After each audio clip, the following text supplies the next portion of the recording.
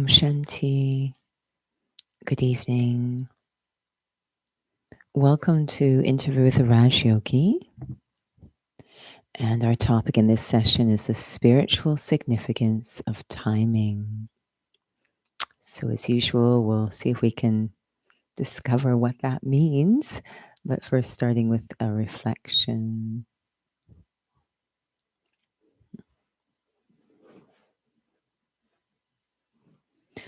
One of the most challenging aspects soul's experience when first exploring the art of thinking, introversion, some call it meditation, is simply to bring one's awareness into the present moment. The feeling that there's no sense of time, that all that exists is right now.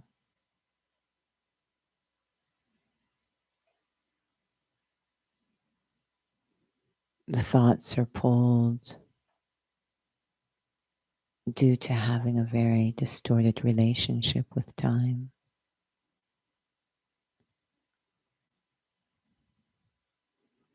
Finding that time shrinks and stretches.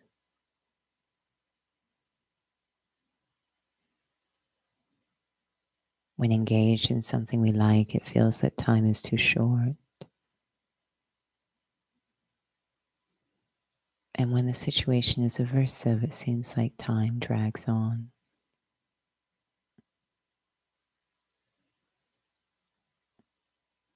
The feeling there's too much time leading to boredom and too little time leading to stress.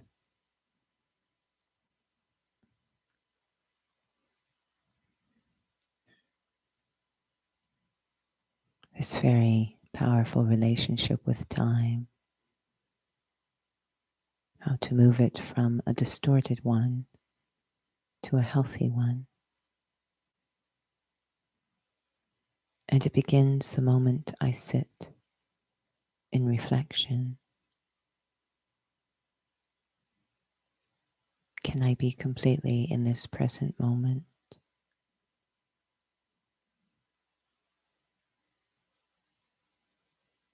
As if time has stopped.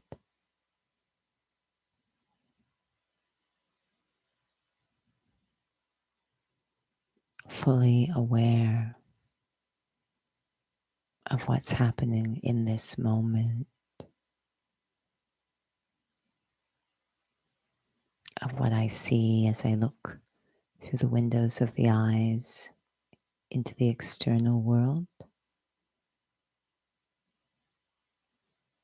and also what I see right now as I look inwards through my inner eye at the self.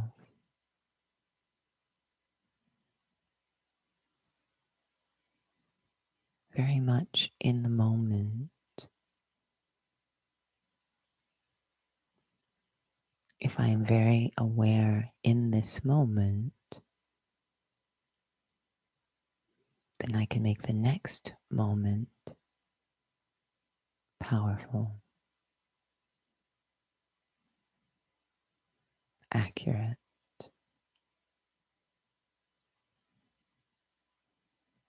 full use of time.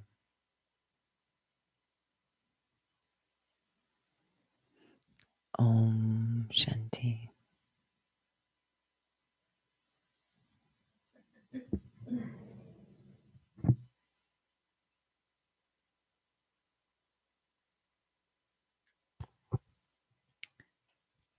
Om Shanti, and welcome to those who have just joined. So for the next, actually 4 sessions, we're actually looking at this aspect of time, and maybe we're inspired for further sessions. And so for this first part, these next 2 sessions, it's about timing, and then Next two after that is using time in a worthwhile way. And it's sort of all part of this heading of my relationship with time. And there's a bit of background in terms of the topic timing. It's come up a few times during some of the conversations when we would. I'm trying to remember how it comes up, and I usually ask on behalf of the audience, like, what do I need to do right now to help myself, move forward? And usually I know that the answer I get from Judy is, well, timing is involved. And what I notice, at least, it can sort of go mm, two ways, I suppose. It can go patience, and what do I do with that patience? Or it can go into impatience, and maybe, I give up on myself. And so that was sort of what inspired this topic for, and I have no idea what's going to emerge in terms of what comes up.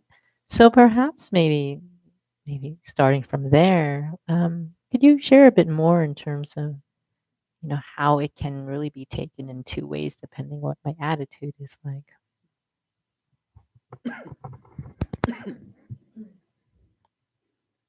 I think part of it is we sort of time in spiritual sense, because there's a man-made concept of time, which is seconds, minutes, hours, days, etc. And that we know is man-made. There was not always this idea of time. But when we go into spirituality, time is very measured to something we call karma, or actions, and specifically what is driving actions, the quality of actions. So this is why timing gets caught up with actions, that if desires are driving actions, so we often joke we live in a very fast food world where I want things yesterday. And that's just very desire driven, outcome driven attachment. When those energies are guiding my actions, then there is that impatience. And been thinking a lot since being reminded of the topic tonight, thinking a lot about different examples in fitness and athletics. And the one that was especially coming to my mind a lot was, again, track and field, the relay race, because I remember, you don't have to practice to sprint. See, people would ask, what's your relay team practicing? Don't you just run fast? And of course, what we're practicing is that moment in the transition zone of passing the baton. Our coaches would have us practice a lot.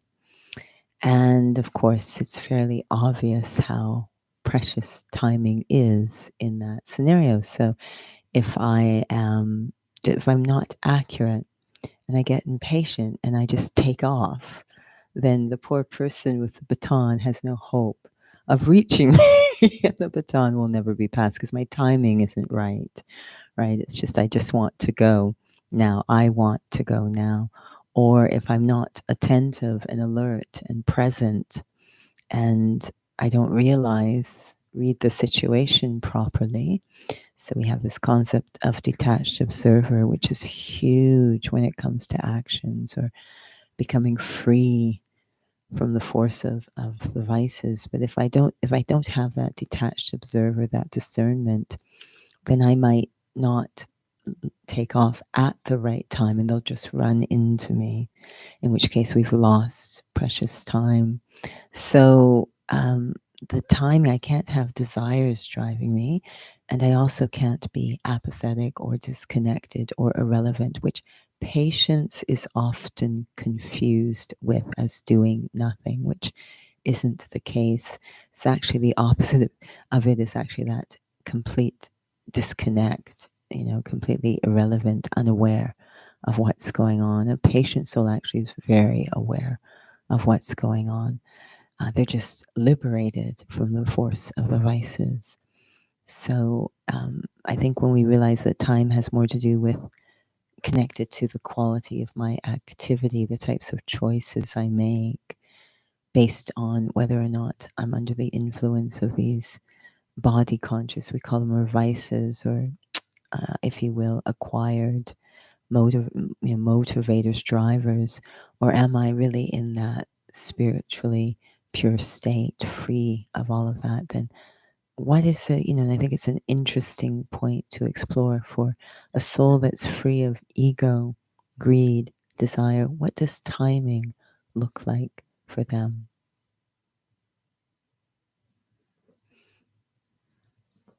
Maybe you can flush that out more because actually you were making me think about, I'm not sure souls have heard the story about the tortoise and the hare. I mean, it's Mhm. it's a Western story. Maybe there's a parable in another culture, I'm but sure it's based initially sure, on an yeah, Indian story.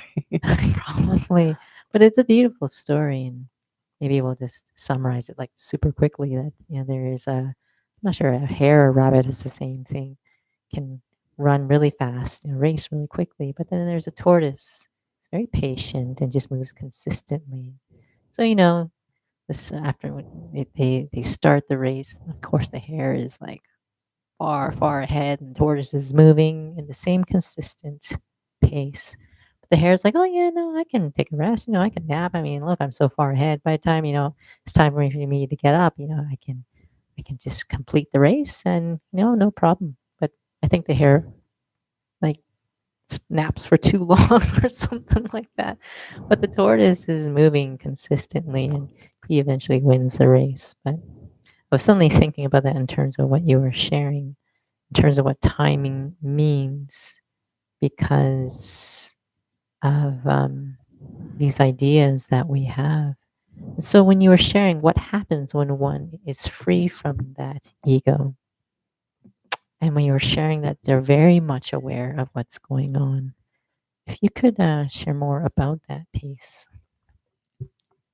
It's really interesting how um, we tend to rely a lot on what we call intellectual to help us make choices. And intellectual is actually under the category of ego or arrogance. So this idea of just thinking a lot, analyzing a lot.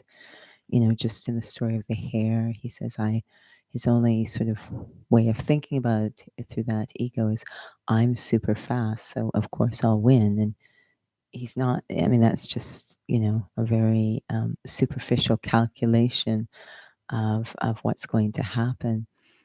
And when we are, because again, if we're thinking of timing more connected to the choice of actions that I make rather than minutes, seconds, etc., when we are free from those what we call blinding sort of forces, desires blind us to so much information around us, so that our choices are based on distortions, if you will. And so we're going to decide to do something at the wrong time, or we're going to do something that's not relevant to what's going on at that moment, because our desires are so strong. Even something as simple as having a conversation with someone. I think it's a very powerful exercise when you're in a conversation with someone. Even then, timing comes into play. They might be talking, and I'm not really listening because I'm waiting for my opportunity to say what I think, or again, my desires or greed or conceptions are really driving my activity. So as I'm in a conversation with someone, I might actually say the wrong thing at the wrong time or the right thing at the wrong time. Like, I'm not really listening to what the person is saying. I might talk over them. There's numbers of things we can do where our timing is completely off, because I've got my own desires and own ideas going on, and I'm not really listening, as we say, in a clean way. So when we're free from these different forces, we're actually more intelligent than intellectual is. trying to figure it out through the lens of ego. When we're free of those drives, we're actually far more in tune with what is going on. So our choice of actions is more relevant or accurate.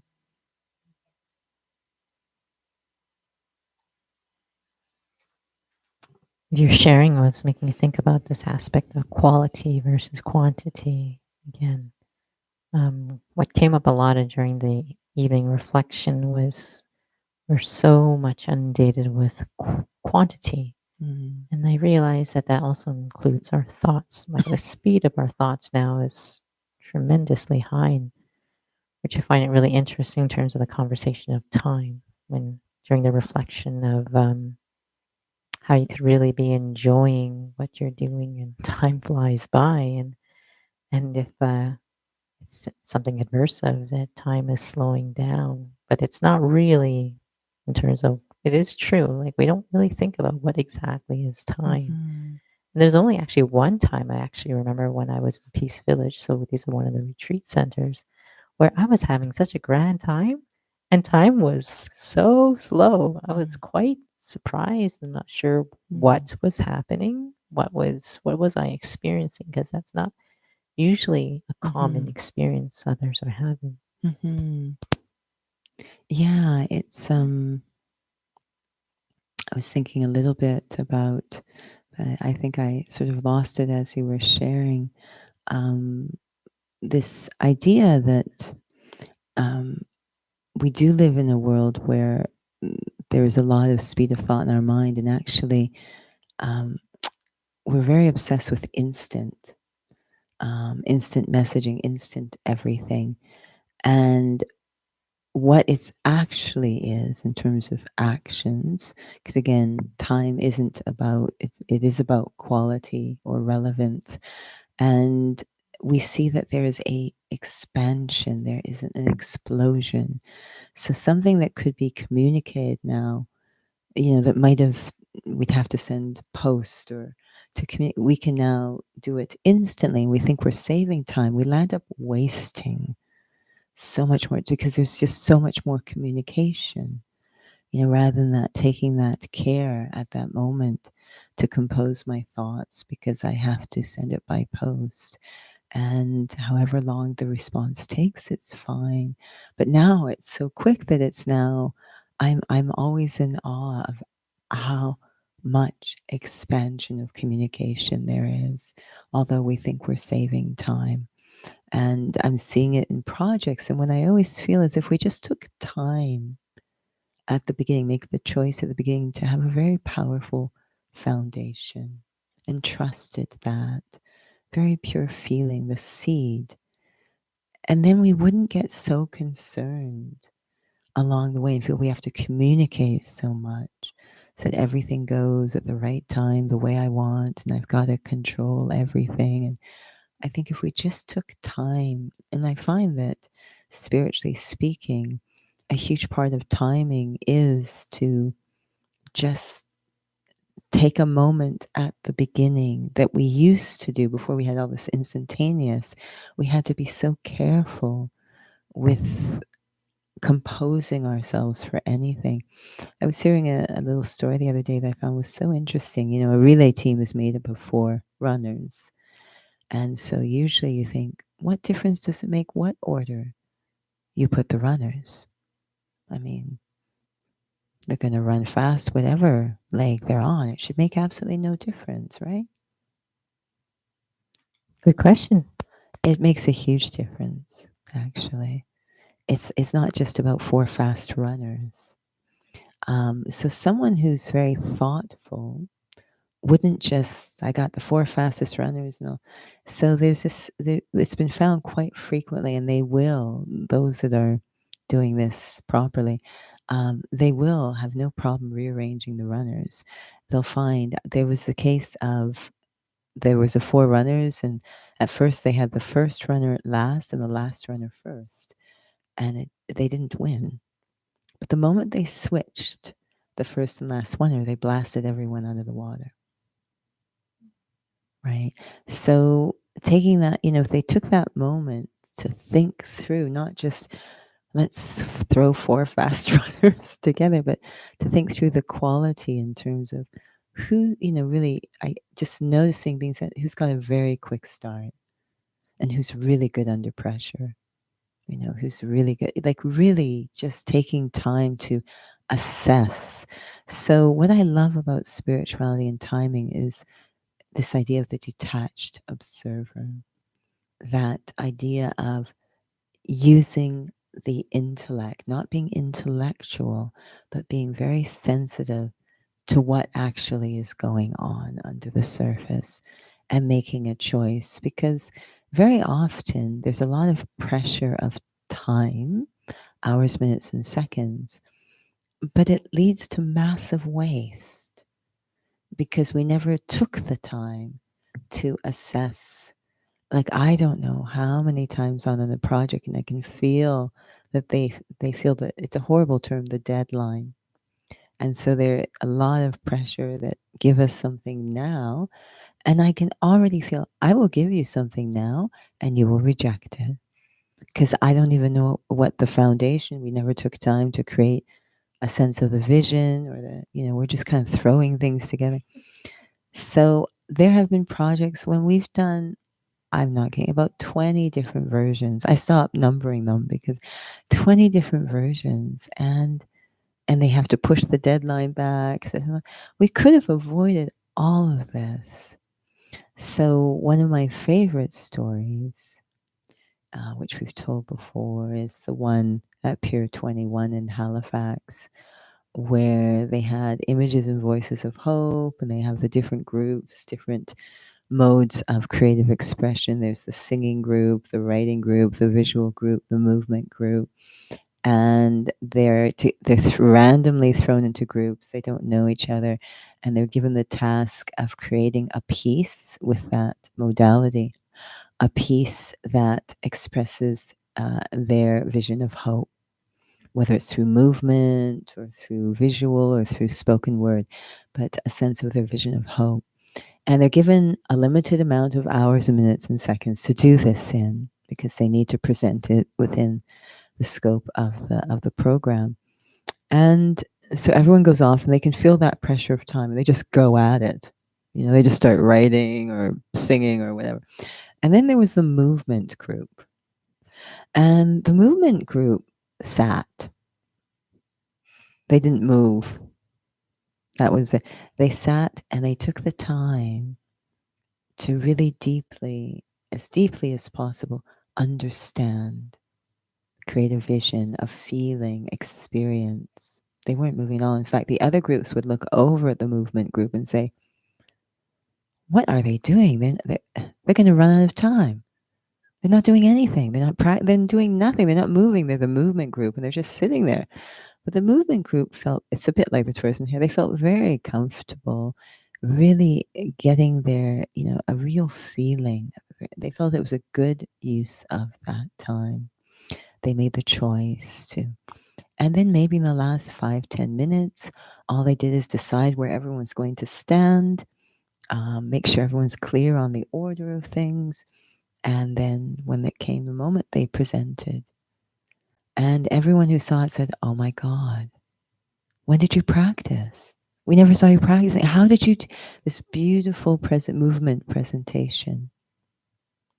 Such a beautiful use of time." I think it stretched for them. And we actually have an account with time. Many people feel they don't have enough because, again, we're using it in such an arrogant way, in such a desirous way, that we develop a very poor account with it. So it does feel like it's shrinking.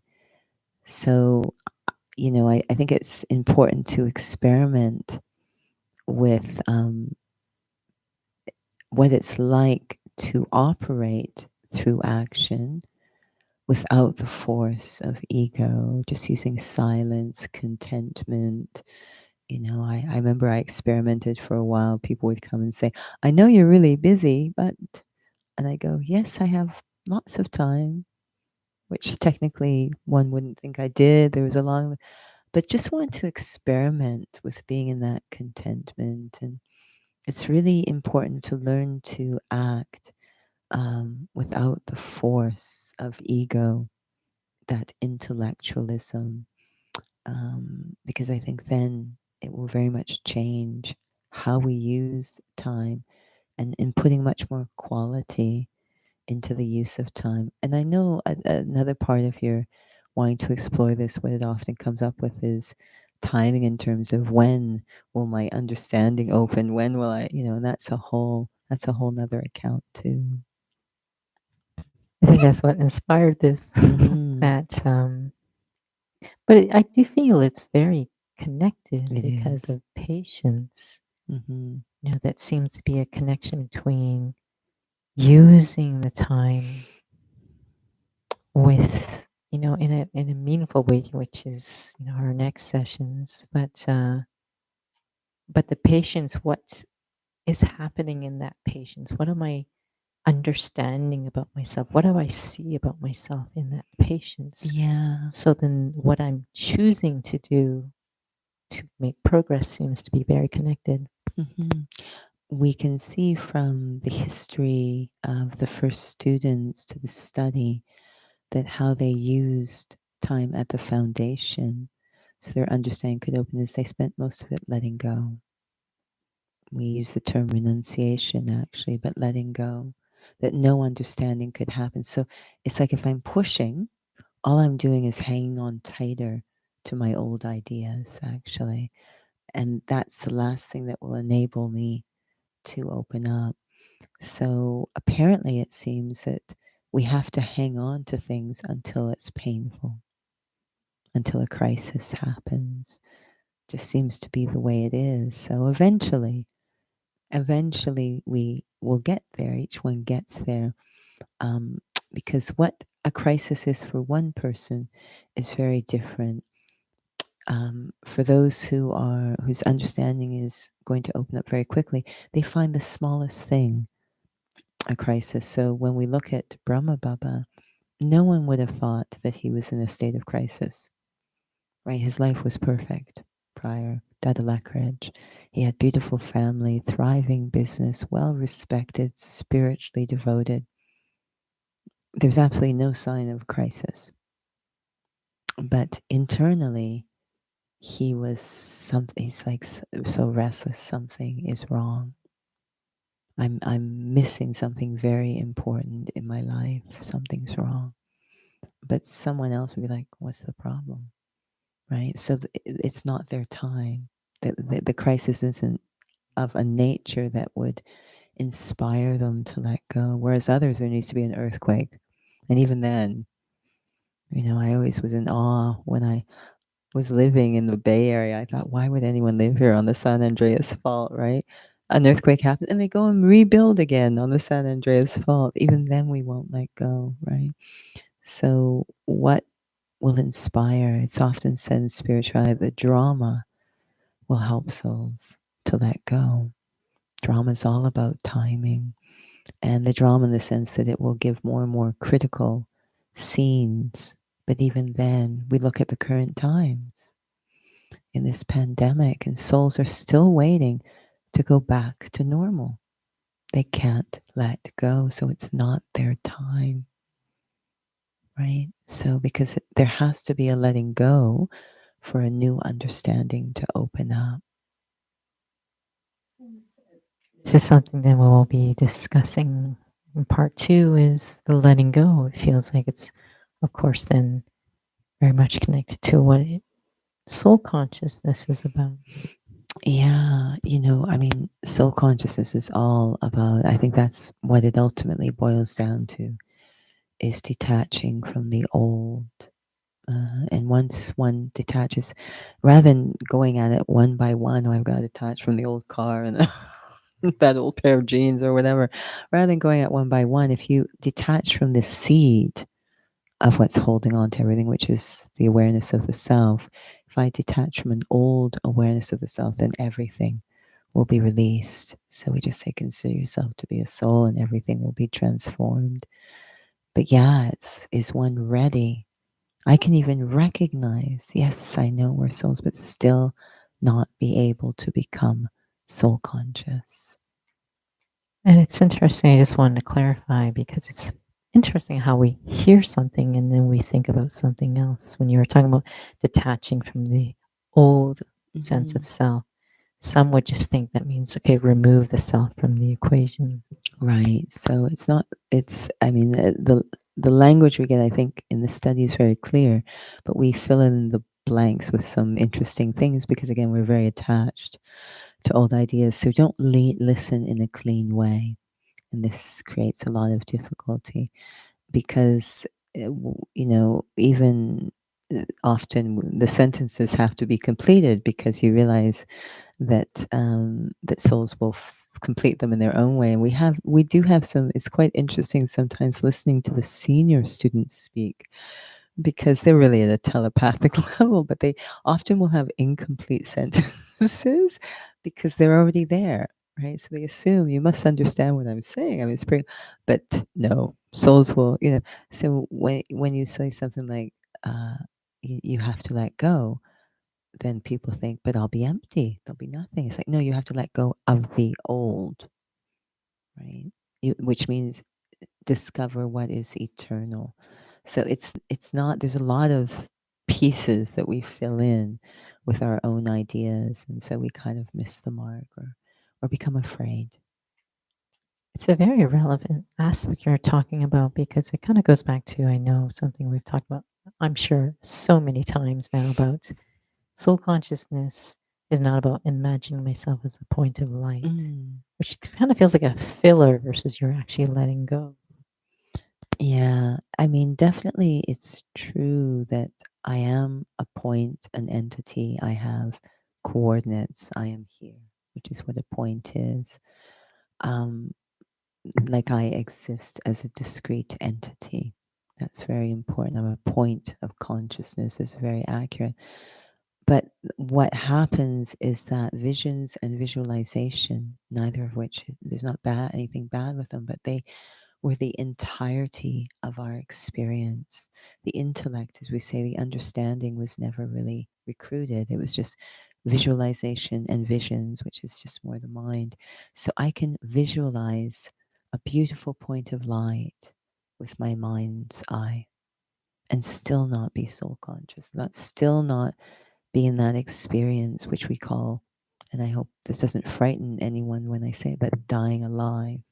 Still not experience that I am not this body. I am looking at like this experience of being this discrete entity, this non physical entity. So it's a very simple description what I, the soul, am, but it can easily, we love to go into the visuals of the point of light, but that's not even really what we look like because we are non physical light. Like we're not physical at all. So really, like it's a very powerful thing to have this sense of the self. In my mind's eye, it will appear as yes, I will visualize a point of light, but to really get that detachment, I do not belong. Like I am a guest here. This physical realm is different from what I'm made of. And I found it actually more powerful, very sobering, more when I learned what the body was made of. And then I realized, okay, we're not the body. That really helped a lot to know what everything physical is made of. It's a periodic table, right? Like that, it's got nothing to do with these very refined capacities that we demonstrate in day to day life. Nothing to do with it. Like it becomes very obvious when you hear what the body is made of. We are made up of spiritual light. Just when you were sharing about, I'm not this body, and it's such a difference from being very clear, at least honest with self in terms of, am I visualizing something? Am I imagining something? Am I really going to the experience that nothing is mine? And when you were sharing that, I can do all that, and I'm not actually really going into reality, is this then back to this aspect of timing that maybe it's just not my time to Hmm. let go? Yeah. And I think that's where the question comes. can I speed that up or can I address You can something? try. Let us Or is it know. that I could use time in a worthwhile way to not necessarily speed it up, but am I not maybe honoring something or not making the choices that I need to honor them? Yeah, one thing that that that's very powerful in the study, very beautiful, and which I experienced coming into it was, I remember coming to the study and the practice, the lifestyle, and being told of various aspects of the daily schedule, the daily lifestyle. And I wasn't, I was just coming into it. I wasn't waking up in the early morning hours, etc. I wasn't wearing light colored clothes all the time, etc. All these different things that are recommended. And although I wasn't doing it, and although I didn't know when it was happen, what I did know is that it would happen. I did know that in time it would happen. There was just this deep, quiet recognition that I don't know when, but it will. And I didn't feel any need to force it. And so this is something that we're told in this study that's so powerful. It's beyond even Raj Yoga. It's just something for life, that this idea of, we call it having faith in the self, belief in the self.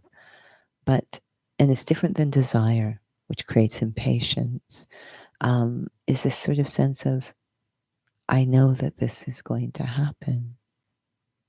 I know we say victory is guaranteed. I know that this will happen. So it's like this quiet recognition that doesn't push, and just allowing, and somehow that kind of very gentle, non-violent conviction um, allows things to unfold as they need to unfold, but one never loses doubt because it's not happening yet. Because there's always that feeling, but I know it's going to happen. Does that then affect the quality of what I'm doing then as I am moving there? Not the impatience, but perhaps I know what I'm doing to help myself is worthwhile I because it think, seems like it can go in the other direction, which I know we've already talked about. yeah. Oh, then I don't need to do anything. Mm-hmm. I'm going to get there. Yeah, I think what I have found it can do, if I remember this, is it reduces the waste at any given time. And there's huge amounts of, there's a connection between time and thoughts more than anything else. And when there's a lot of waste thoughts, then I'm wasting time. So if something is happening at any given moment and it doesn't appear like it might be a mistake, and then I just go into waste thoughts, rather than, okay, there's a mistake, I learned, but it doesn't change the fact that I'm still going to reach the destination. So now I've saved myself. And I know I've told this story already, how thoughts muck up timing. Um, with the dancer who made the I was mistake, hoping and you would talk about I that. mean, That was such a great example. it's all about timing. But this happens to, we make a mistake and then we just go into waste because we've lost faith in the self. So we go into waste thoughts, which is waste time, right? So in this, we've already told it. You could run. So in this situation, we have this amazing dance that's been choreographed, and we've practiced it. We can do it in our sleep. It's a group dance, and there's no way anything can go wrong with this dance. I'm not talking arrogance. We just had practice. We've been made to practice it so that we literally we could do it in our sleep. But then something happened that we hadn't thought could happen.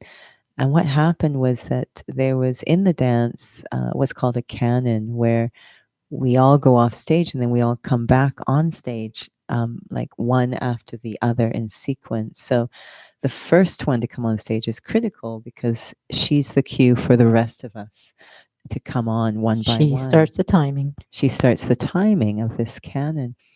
And when she went off stage, she goes off stage first because she needs to come back on. When she went off stage, she had made a mistake, I guess. A little something had happened. And the choreographer was off stage watching. And she went to the choreographer and just started to go into this mistake that she had made. And, then the choreographer must have suddenly realized, oh my God, that was your cue. She says, "Go." But it was too late. And we're all in the wings waiting. We saw nothing, but we can't go until she goes. And so she finally went, and it was like a train wreck. It was an absolute train wreck. And I think by the end we finished with the music, but we were just spending the rest of the time trying to catch up on, such a waste of beautiful choreography, a waste of all that time we had practiced, wasted because someone went in, and I'm not blaming the sister because this is what we all do, went into waste thoughts. Ego, again, taking us into waste thoughts, feeling bad, taking sorrow. So it's always the force of the vices. But um, if I if I can establish again back to what is set at the foundation.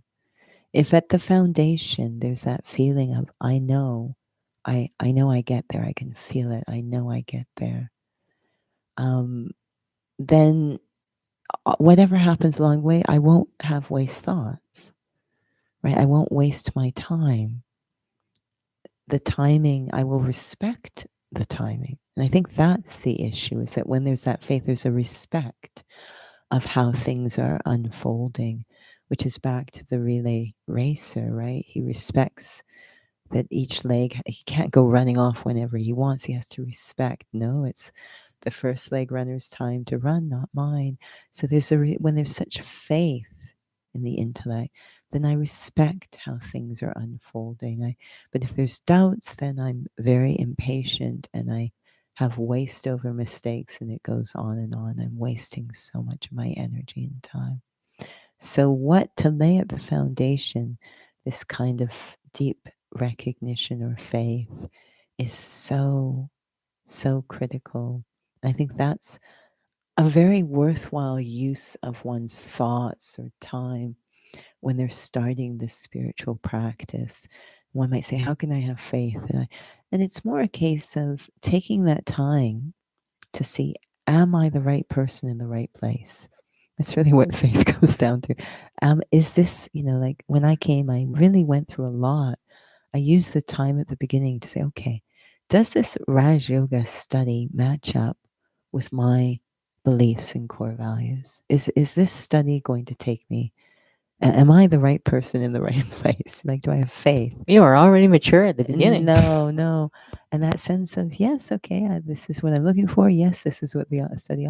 So I'm in the right place. I felt like such a click, and of course, ego will rear the head of doubt over and over again. And I will always go back to that foundation but this is what I came for. This is definitely what it delivers. Don't be confused by all of these side scenes, right? So the faith, one has to protect their faith, their recognition.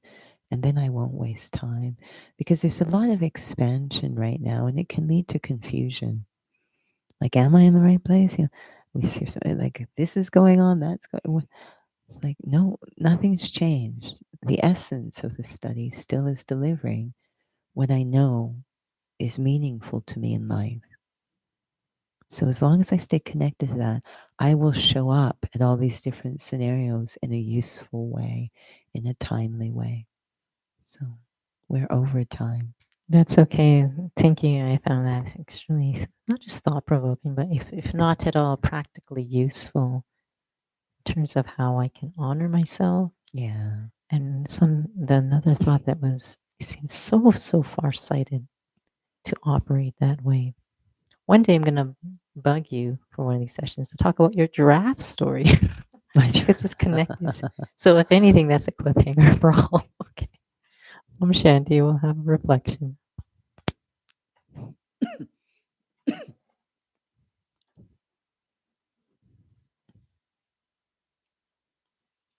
There's a beautiful story.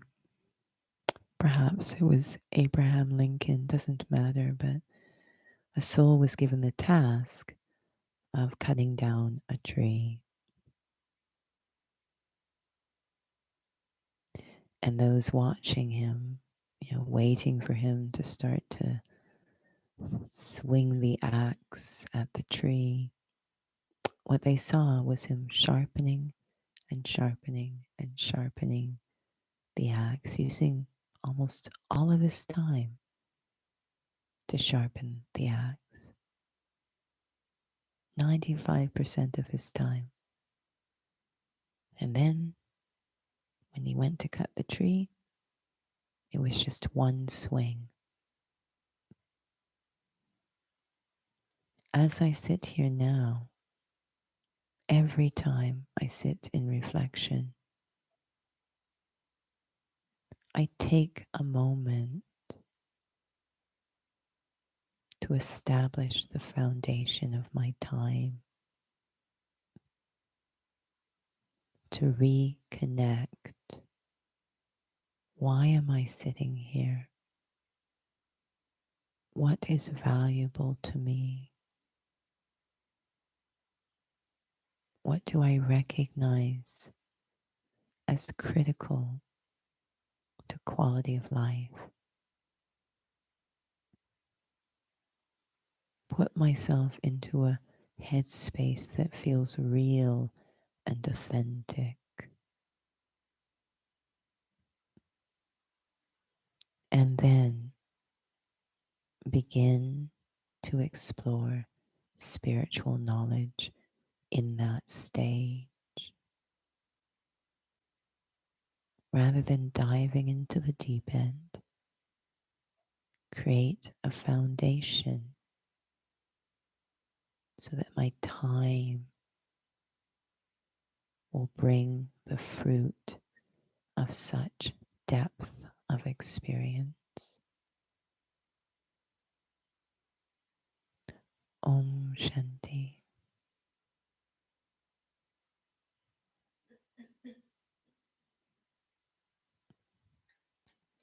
Om Shanti. Sounds like a fourth leg runner. And I don't know if that We're means just anything really to those slow. who A tortoise. it does feel like a lot of self-trust for one who is going to Mm. choose to do that. Wow, that's a lot of topics that have come to my mind for future sessions. But I'm going to hand it over to you if you can recall what The time of sessions are anything? coming. I have no idea. I can help you in the back there. Thank I'm you. very bad with things that involve hours and minutes and seconds. So here we are at the end of March. Some people say time flies. So I better focus on quality.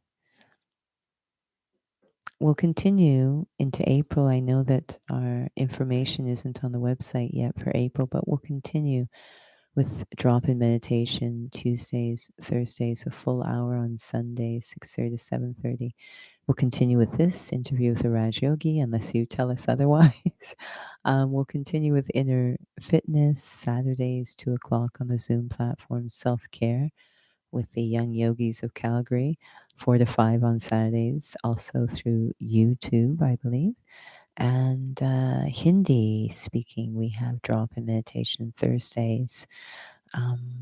Is there anything else? Workshops will go up on the website when they're confirmed.